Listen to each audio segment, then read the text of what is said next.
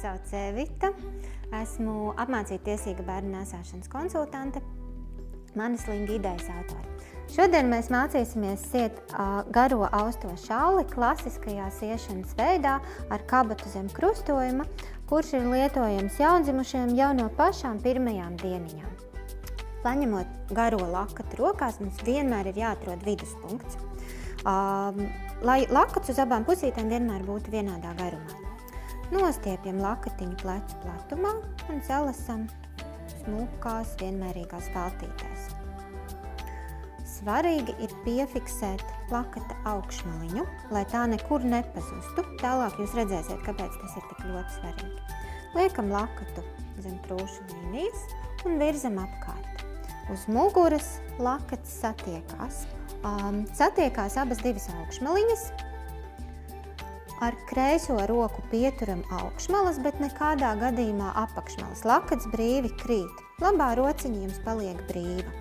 Ar šo rociņu pieturat sānu, tātad ar pretējo aizmugurējo roku jūs satverat pretējā lakata malu un veiksmīgi varat viņu izvērst pa visu muguru. Tāpēc bija tik svarīgi atrast augšmalu, lai izvēršot lakatu uz muguras, jūs vienmēr zinātu, ka viena maliņa ir vienā pusē, otra maliņa ir otrā pusē un lakatiņš ir izvērsies pa jūsu muguru. Ja jūs paņemsiet vienkārši striķi un pārliksiet pāri, tad jūs redzat, ka tas izskatās savirpinājies, viņš jums noteikti sāks spiest uz pleca un jūs nevarēsiet atrast attiecīgo maliņu, kur jums kaut kas ir jāpievāk. Tāpēc noteikti atkal ņemam augšmalu, izvēršam pa visu muguriņu un liekam pāri. Priekšā jums ir šādi brīvi gali, kurus pagaidām mēs paliksim malā, un kabatiņa, kas izveidojusies uz vēdera. Kabatiņai ir apakšmala un augšmala. Augšmalai vienmēr jābūt ciešai. To mēs vienmēr ar ārējām lakata maliņām pievelkam, tā lai šeit lakats būtu pievelcies stingri. Savukārt augšējo lakata daļu mēs salasam apmēram pusi no platuma un mazlietiņ paplatinam. Jums šim platumam ir jābūt tādam, lai jūs redzētu, kad mazuļa dibentiņš tur ieiet iekšā. Kad lakats ir sagatavots, tad ņemam bērniņu un liekam uz pleca. Uz pleca bērniņam ir jābūt tik augstu, lai rociņas sniegtos pāri jūsu plecam, un jūs varētu ar vienu roku viņu noturēt, jo otra roka jums būs jāatbrīvo. Ņemam lakata daļu, to pusi, kuru mēs izvērsām, liekam pāri pēdiņām, dibentiņam, un tad ar augšmaliņu mēģinam nosegt mazulīšu plecus. Apakšējo lakata daļu pārliekam pāri mazuļa kājiņām, tā lai tās izvirzītos laukā no lakata. Kad tas ir izdarīts, tad lēnām bērniņu slidinam lejā. Un katru kājiņu pavirzam uz savu pusīti, tā, lai tās būtu dziļajā ietupienā. Mazuļa rociņām jābūt bērniņa mutītes līmenī un iekšā lakatā. Parasti, ko vecāki dara, vecāki izmisīgi tur zem dibentiņa un nevar nevienu roku atlaist, jo jātur ir gan dibens, gan plecu daļa. Dibentiņu jūs droši varat atlaist. Tieši tā iemesla pēc mēs apakšmalu pievilkām stingrāk ar ārmalām, lai apakšējā lakata daļa, jeb apakšējā kabatas daļa bērniņu noturētu stingri. Ja bērniņš ir mierīgs, pilnīgi ar to pietiek. Ja bērniņš ir nemierīgs brīdī, kad jūs sienat, protams, ka tas būs daudz grūtāk un tur būs jāņem palīgā arī vēl citi knifiņi. Tad, kad bērniņš ir noslidināts precīzi pa vidu, abas rociņas mutītes līmenī, pārbaudiet augstumu. Bērniņam jābūt tik augstu, lai jūs brīvi varat iedot viņam buču. Ja viņš ir zemāk, un pēc tās bučas ir jāsniedzās, tad viņš noteikti ir par zemu. Ja bērniņš ir tik augstu, ka jūsu zotis sitās bērna galviņā, tad viņš ir par augstu. Tātad skūpsta attālumā. Kad tas izdarīts, satveram lakata kabatas augšējo maliņu un mazlietiņ pavirzam uz augšu. Turklāt to noteikti daram no vienas malas uz otru. Nekādā gadījumā nedara tā, ka jūs savākat tikai vienu malu. Tad redzat, lakats jums ir šķīps un līdz ar to būs grūtāk arī pievilkt. Daram tā, lai lakatiņš būtu taisns. Šo savilkto maliņu sakārtojam bērna sprandiņā. Mums vajag ievirzīt starp bērna kājiņām. Tas noturēs daudz labāk bērna dziļo ietupienu. Turam ar rociņu. Un tagad mums vajadzēs pievilkt šo maliņu, kas atbalstīs bērna galvu. Galvu jums vajadzēs atlaist. Tas noteikti būs diezgan nedroši priekš jums, jo bērniņš jebkurā brīdī var atmest galviņu atpakaļ. Tāpēc jūs varat mazliet atliekties un ar rociņu satvert tuvāko malu un vilkt. Noteikti nevelciet kaut kā šādā veidā vai šādā veidā. Nekas daudz nenotiks, jūs tikai patērēsiet daudz laiku un nervus.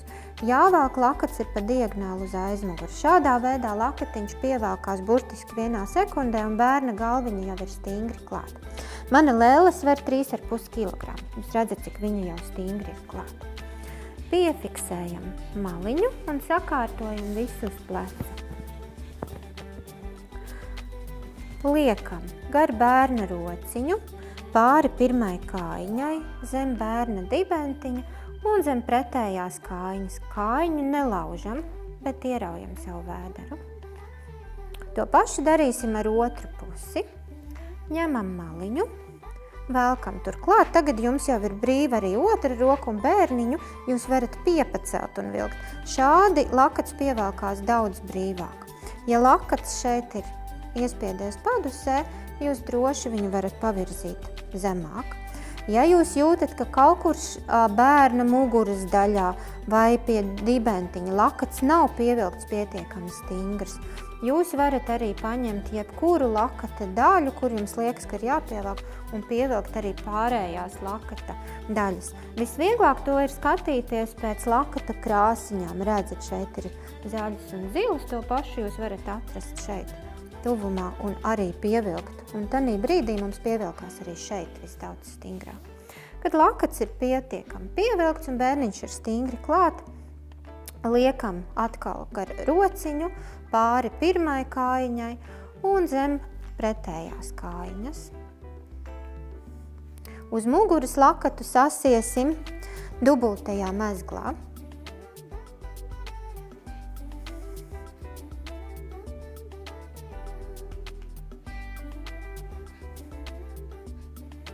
Kad mezgls ir sasiets, tad mums vajag atbalstīt galviņu. Paceļam maliņu, kuru mēs pirms tam pavilkām mazliet uz augšu, un ietinam šādu te rullīti iekšā. Rullīti var veidot no parasta dvielīša vai no kāda autiņa.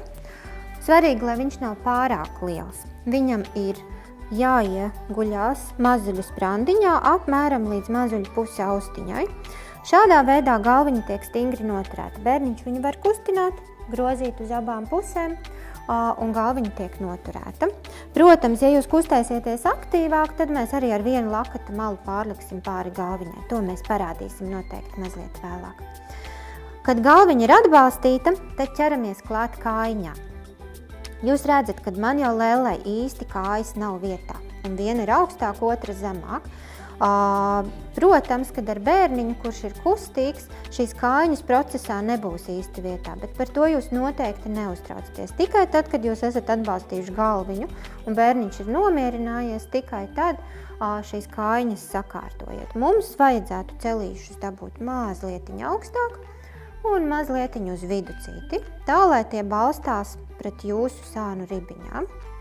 Ir svarīgi vienmēr pārliecināties, ka bērniņš ir skūpstā tālumā, ka rociņas ir bērniņa mutītes līmenī, ka muguriņā ir smuks ieliekums, viņš nav šķīps, bērniņš nav atliecies, ka bērniņa celīši ir augstāka par dibentiņu apmēram nabas rajonā.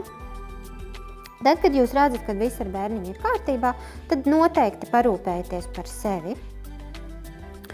Lakatam pie jūsu sprandas vajadzētu būt stipri tālāk. Viņam nevajadzētu griezties iekšā jūsu kaklā, tāpēc pavirziet to tālāk no kakla. Un lakatam uz jūsu pleciem vajadzētu būt daudz vairāk izvērstam. Paņemam mēs šīm maliņām, pavēršam viņu un atlokam. Tādējādi lakats izvēršoties pa jūsu pleciem, dod lielāku atbalstu un jums ir stipri ērtāk. Krustojuma vieta šeit jūs arī droši varat pavirzīt daudz zemāk. Jo vairāk lakata būs uz jūsu muguras, jo daudz ērtāk jūs jutīsieties. Šādi jūs staigāsiet pa māju vai tad, kad ārā ir silts. Ja ārā ir vēsāks, vai arī jums vajag papildus atbalstu, jo bērniņš ir kļuvis smagāks, tad var ņemt palīgā saitītes, kas nāk šeit no sāniņiem. Sāk vienmēr ar to, kas ir tuvāk mazuļa dibentiņam. Pārliekam pa diagonāli pāri, sadalam pa pusītēm un izvēršam no viena bērna celīša līdz otram bērna celītim. Svarīgi, lai uz dibentiņa nav nevienas faltītes, tur viss ir izlīdzināts, visas faltītes ir vienādās daļās zem bērniņa pacelītes. Lakata daļa, kas ir bērna mutītes pusē, to noteikti vajadzētu izvērst un atlocīt tā, lai bērniņa mutīte un deguntiņš atbrīvojās. Un to pašu darīsim ar lakata otru pusi. Sadalīsim pa pusītēm, izvērsīsim no vienas ceļa locītās līdz otrai, un ar šo lakata daļu mēs varam arī atbalstīt galviņu. Tad, ja jums ir straujāk jākustās, vai arī ir ļoti augsts un galviņu gribās paslēpt, šādi viņu var paslēpt un stingrāk atbalstīt. Arī mazuļa kājiņas jūs varat nosiltināt. To lakatu daļu, kas nāk pāri celītim, jūs varat pārlikt pāri kājiņai. Vienā pusē un otrā. Svarīgi skatāties, lai liekot lakata daļu, tā kājiņa neaiziet šādu uz priekšu. Tā tam nevajadzētu būt. Vai arī kaut kā uz aizmuguri. Kājiņai no celīša jābūt taisnā leņķī un smuki izvērstai 40 grādu leņķītī. Pārliekam pāri. Lūk, šādi izskatās bērniņš iesiets lakatā 3 kārtās. Šis ir klasiskais iešanas veids, kuru var lietot no pašas dzimšanas. Var lietot arī ilgāk par 4 mēnešiem, bet tomēr pēc 4 mēnešiem bērniņš bieži vien prasa daudz brīvākus iešanas veidus, tāpēc iespējams pēc 4 mēnešiem jums noteikti šos iešanas veidu vajadzēs nomainīt. Ja jums paliek par siltu, jebkurā brīdī jūs varat noņemt šīs te lakata daļas, un jums atkal ir 2 kārtiņu mazāk. To īpaši var darīt tad, kad jūs no pastaigas ieiet kādā veikalā un jūtat, ka temperatūra tur ir daudz silta. Ārā tikt no lakata ir ļoti vienkārši.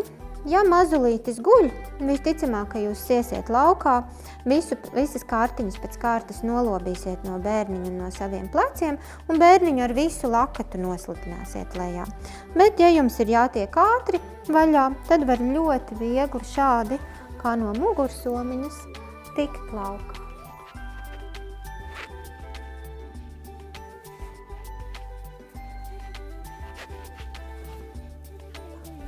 Un bērniņš ir laukā. Tikko mēs apskatījām veidu, kā bērniņu ielikt klasiskajās iešanas veidā ar kabatiņu zem krustojuma, ar bērniņu, kurš ir pavisam maziņš. Bet tad, kad bērniņš paaugās, viņš ir kļuvis daudz kustīgāks, visticamāk viņu tik mierīgi un lēnu lakatā vairs nevar ielikt, un arī viņam ir nepieciešams vairāk brīvības. Viņa kājiņas arī ir garākas, līdz ar to tās vairs nesaies tik kompakti virs lakata malas. Visticamāk, ka vienam kustīgam 3-mēnešniekam vai 4-mēnešniekam šīs kājiņas būs izstieptas, un jums kabatu nevarēsiet tik vienkārši pārlikt pāri. Tāpēc es jums pastāstīšu dažas gudrības, ko var darīt ar mazliet lielākiem bērniņiem. Un ar mazliet lielāku bērniņu to lakatu var likt pār bērniņu savādāk.